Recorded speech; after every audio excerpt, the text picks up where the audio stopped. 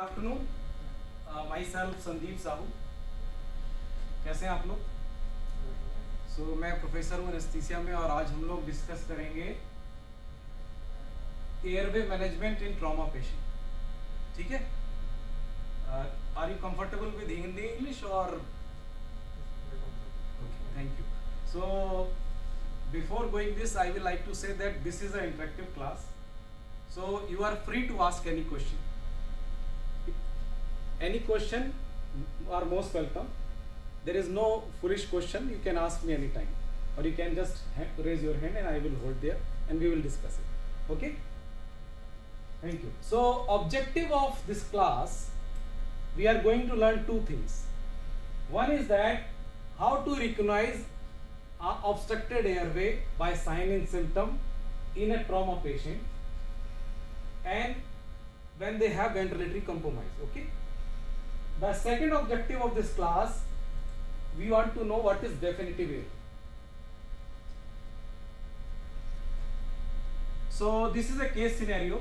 He is a motorcyclist without having helmet. आप लोग तो नहीं जाते ना बगैर helmet? Very good. So you are all gentle and quiet. You know how to have safety and prevention. So this young man who's don't having helmet, having a high motor vehicle collision and having this type of airway. Are you able to see? Yes, sir. Distorted anatomy? Okay. So with this type of airway, have you managed this type of airway? Ever? Have you got chance to manage this type of airway or intubate this type of patient? Okay, no way. So we will learn today. I just want to know that you have this type of case. The patient is smell of alcohol and he is belligerent at the scene. Madam, what is the meaning of belligerent? This is a new term. जब मैंने सुना था तो मुझे भी बड़ा अजीब लगा था, तो कोई बात नहीं। आपने देखा होगा कि जब बहुत सारे लोग अल्कोहल लेके आते हैं तो वो अपने पूरे सेंस में नहीं रहते, तो जो अनसेंट रखते हैं वो लोग, है ना, जो कि इंटॉक्सिफिकेशन का साइन है। अब बात ये है कि ये आदमी जिसको ऐसी चोट लगी है वो बिकॉज ऑफ अल्कोहल ऐसा बोल रहा है कि very good. So you know that this can be because of trauma और head injury. Very nice. So the pulse of the saturation is 85%. So what we will do, what we should do this patient? Oxygenate. Very good. Anything else we can do or we should think of? Very good. Any trauma patient should be given oxygen. This is very valid answer. But what to do this type of patient who is having this much injury and saturation is 85%? Very good. Secured a patent airway. So this is a very valid answer that we should approach this patient by securing a definitive air. So how when you encounter a patient and you know that airway is adequate or not, this is a just 10-second test. What is that test? Can you explain me? Huh? Can you explain the test within 10 seconds you can know the airway is patent or not?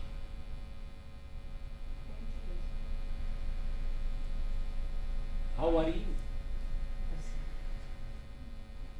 If patient is saying I am okay and fine, means any talking patient, he will able to talk, means his ABCD is okay, his airway is patent, he has adequate breathing and cardiorespiratory reserve that is going up to brain and his response is there. So ABCD is okay. So we have learned in previous lecture that ATLS goes in a form of ABCD. So of that, A is the first one. So we are discussing here. Just 10 seconds, you can know a patient having a patent airway or not. If patient is not responding, then what? Then how you will know that if airway is not patent? Then how we can know that airway is obstructed? Can you answer, madam? Very good. So we have some sign symptom. You have said snoring. What else we can know to know obstructed airway?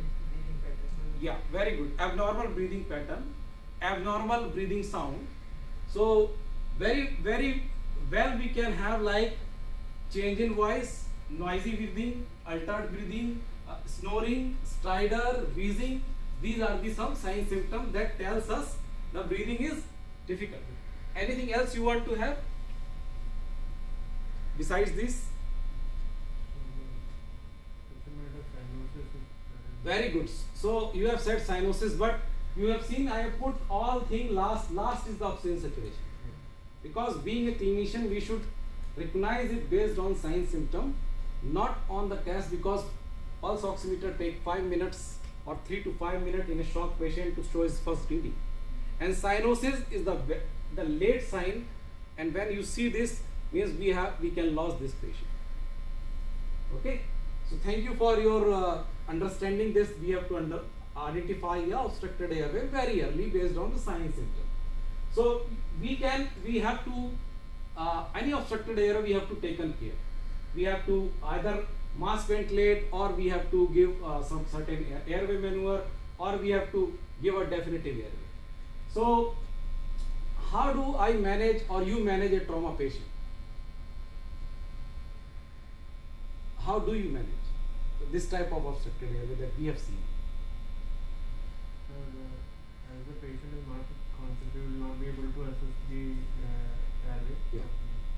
So we can, since the patient is will be needing patent airway, we can go for either tracheostomy in this patient. So very well. First we should try definitive airway. When it is not possible, you are right said, then we have to come front of neck assist. So we always give oxygen in a trauma patient as and when he comes to you. Then try to have a basic techniques. Basic techniques means by jaw thrust. Why not chin rest? Can you tell?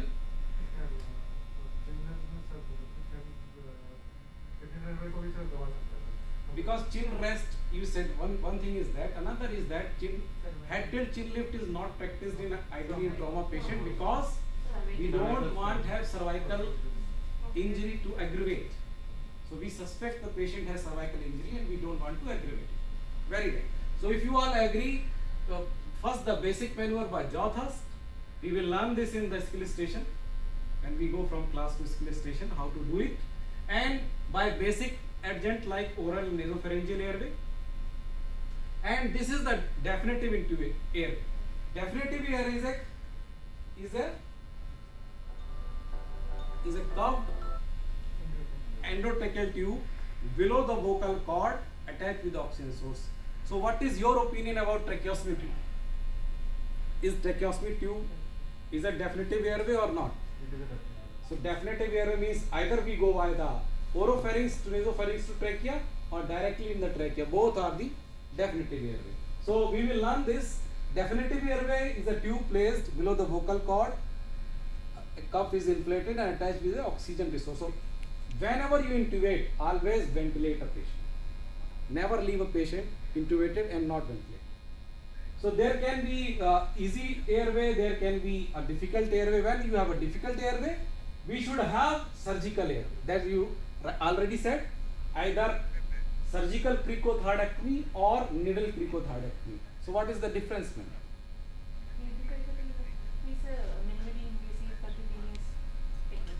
Yeah, because it is minimally invasive to be done less than 14 years of age.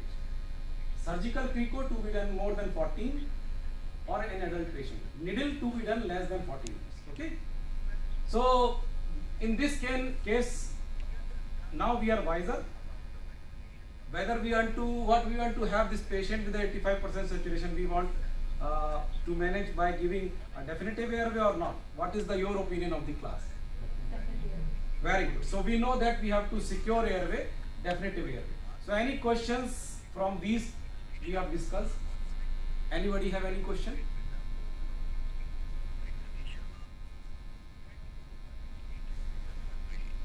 Yes, please. So if no question, so we have learned that by sign symptom we can very well learn how is the obstructed airway based on the sign symptom, and we know that abnormal sounds, abnormal breathing sounds, and such signs tells us early before the oxygen saturation drops down. And any trauma patient need a definitive airway in form of a endotracheal intubation or surgical cricothyroidectomy. Thank you.